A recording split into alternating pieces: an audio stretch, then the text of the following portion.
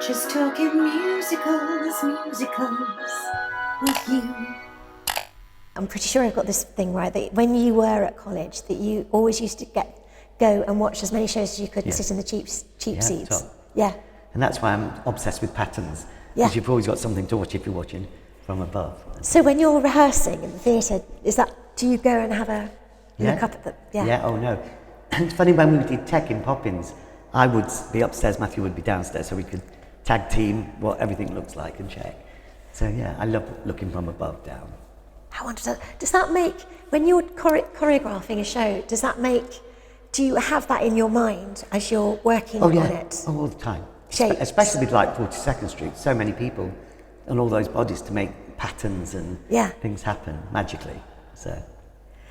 Because it must be so hard when you're in the studio starting off and you are just down on the ground, aren't you? Yeah. And you're trying to work everybody into the... I do dots and you move coins and do all sorts to make patterns.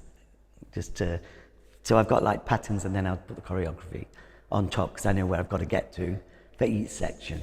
Now this brings me to another thing, that it's about collaborating. Yeah. And I know that you like to collaborate with other members of the creative team, which isn't always the thing that we do traditionally in this country, is it? No, I think collaboration is, in my eyes, the most important thing about a show. If you're just out for your costumes or your dancing or the scenes, it's going to die a death, or the lighting. If you don't work together, each one helps so much. Like the lighting can build your numbers, it can ruin your numbers, costumes can, so. And when did you start doing that? I learned pretty early, actually. I think I learned early on, but there was a few jobs I did where the collaboration was so bad. And I thought, this isn't right. I couldn't work out why the show wasn't working, because I was starting, and you learn. And that's what it was, because you weren't all working as a team.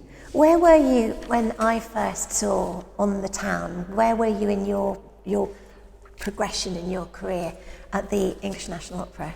I think I'd just done Anything Goes, hadn't I? No, I'd done Anything Goes. Acorn Antiques I'd just done, I think, that time. Okay. So I was kind of doing well. Yeah. But it was wonderful to do On the Town. I mean, to prove I could do ballet as well. Because they just think, we tap dances to show, but I trained in everything, so I loved doing the big ballet numbers. I loved On the Town so much. I wasn't expecting it to be so thrilling. I saw it twice. That was 2005, I think, wasn't it? Yeah, 2005. And I went thinking that it was going to be like the film. And of course the film was nothing like the original score. Different numbers as well. Yeah, because they used Bernstein's score. They went back to Bernstein's score. And in the film it was Roger Eden's, wasn't that right? Yeah, and also we couldn't cut any of the music. You know, like with shows I've done before, I've been able to change numbers round, or you couldn't touch one note.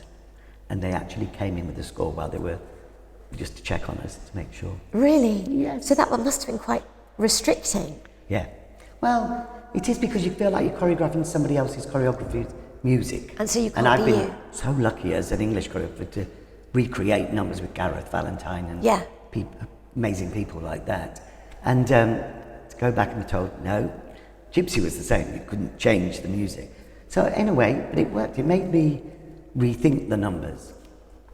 I've always been fascinated by this collaboration thing. And how does that work? Do you go into the studio with an idea of how you want to work the music, or work with the music, or do you sit down at a table first with, say, your music supervisor and... Or the director, if it's not me. Yeah. And like, once again, I'm blessed because I've had Richard Eyre and Trevor Nutt, Yes. And they tell you what their idea, and then you put it on the floor and build on it, and hopefully they like it. There's times we've had to cut numbers down a bit because they go on too long. Richard Eyre is a terrific director, isn't he? Oh yeah, fantastic. They both are. They're I feel totally blessed that I've done 3 jobs with each of them. Yes. So, it's really nice. And so which jobs have you done with Richard Eyre? There's Betty Blue Eyes, Mary Poppins, and that big hit, Stephen Ward. That's when I first met you. Was it? Yes, you were rehearsing for that. But not every show can be a massive success, can No, it? no. And, you know, things that you think are going to be a success sometimes aren't. Like Betty Blue Eyes got the best reviews, amazing. Yeah. And we lasted 6 months. Yeah. To be replaced by My Crazy for You, which was like... Yes, that's awkward. Yeah, that was awkward. Awkward. But the way that, going back to Richard Eyre for a moment, the way that he just has this lovely, incredible eye, doesn't he? Yeah. And that he every little detail. Yeah, I mean, it's fabulous. You can't get away with anything. No. If it's not character-driven. But every show should be character-driven. You know, you shouldn't ask them to do 72 drag runs if they've got a bad leg, or... Do you know what I mean? It's just... I mean, I just do every show like that now. Yeah. But it has to be character-driven, and that's exciting for me. But this doesn't stop at music supervisor or director. It's costumes for you as well, isn't it? If your costumes... Oh, your shoes you can't dance in. Sometimes the costumes dance for you as well. Float and swing and you know, I love all that. So it is about collaboration, without a doubt. Is it right that you even chose, and I don't know why, in Chitty Chitty Bang Bang, Truly Scrumptious' eyelashes? There was something to do with that. Or have I got that wrong? I don't know. I don't know. I read that from some interview. I perhaps told her not to wear her eyelashes. I think that's what I said to her. I think she'd come on in a showgirl eyelashes, and I said, I don't think she'd have those really. Well, there you go. Yes, you're right. You're right.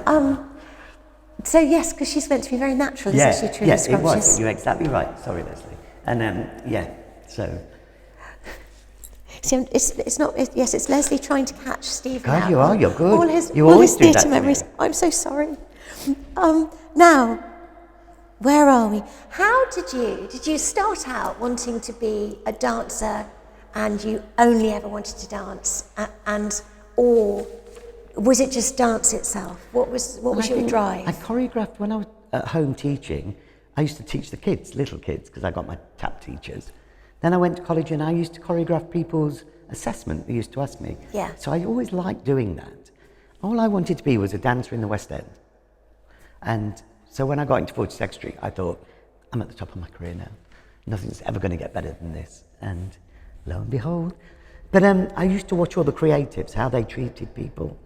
And I also then started watching the choreographers and the assistants. So that was my next level to...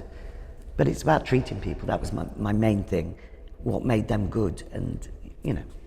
It's also thinking that you only want to perform, and that is because it's so electrifying performing, isn't it? It's such a wonderful feeling.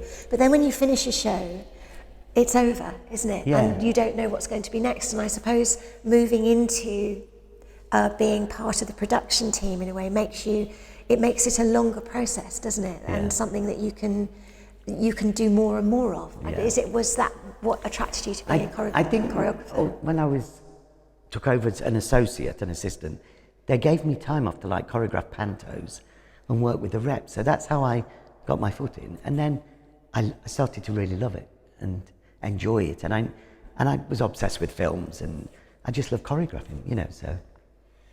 You were like me, you used to watch all the Fred Astaire films, didn't you? Everything. Yeah, absolutely. I think I've nearly seen everything. You've probably seen more than me. Oh, I don't know. But Sundays were old musical films, and that was that. It was gorgeous, wasn't it? Yeah. Just sit there. And yesterday I switched the telly on and Guys and Dolls was on. I was like, Oh, couldn't brilliant. this be more perfect? And just because it's on the television, I mean, I could watch it, stream it any day of the week, but because it was on the television, I sat down and I thought, Guys and Dolls is on BBC Two, thank you very much. It just takes you back, doesn't it? Yeah.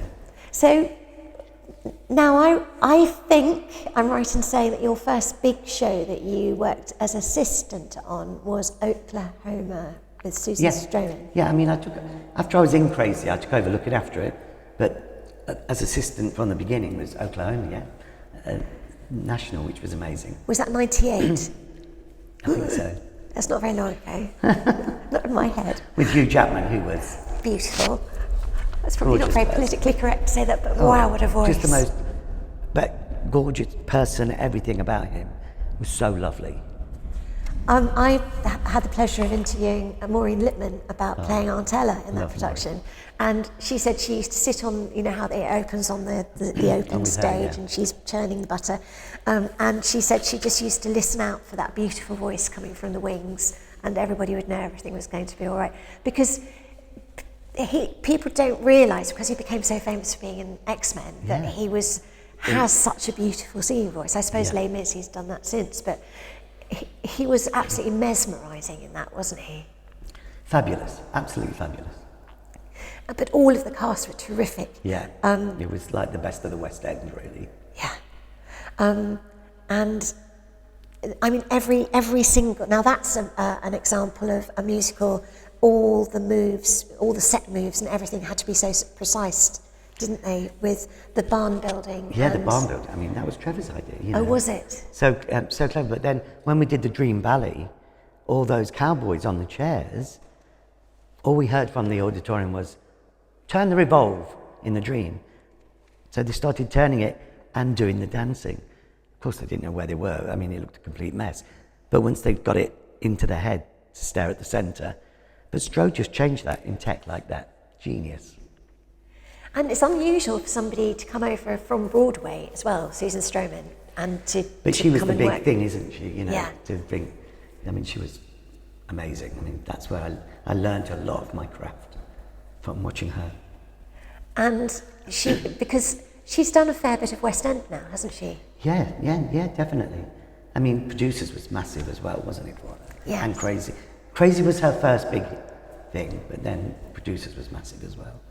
And she was Young Frankenstein as well, I Yeah. think, wasn't she? But so how did you two work together? I'm fascinated about collaboration yet again. With Stroh, it's all set. She knew I wanted to choreograph. Like when I put Crazy for You on in Australia, I knew I wanted to choreograph. Yeah. And I know I could have carried on working for her forever. But she's knows what she wants. She's very strong. And but she let me change the opening of Crazy in Australia, just where they come out the theatre, just to let me Have a go. at something. Yeah. But yeah, you know, I was just an assistant really, and I don't think I was a good one. You were learning though, weren't you? Learning, but my assistants are amazing. I mean, they remember. I suddenly thought the only reason I knew Crazy for You so well was because I was in it. Oklahoma I found difficult to learn it all and teach it all because I wasn't on stage doing it. Whereas most assistants are just brilliant at all that. So basically, it's your apprenticeship, isn't it? You go from being dancer to assistant. But just to be in a room with Susan Stroman and seeing how she does dance arrangements and things like that was amazing. So is she kind as a choreographer, or does she drive people? Oh, she drives. I mean, she's kind, but she drives. I mean, you don't want to cross her. You don't have long to get something done, though, do you? No, and what she wants is brilliant. Yeah. You know, she's excellent. Her and Trevor collaboration was very good. Yeah. You know, I think it made her better.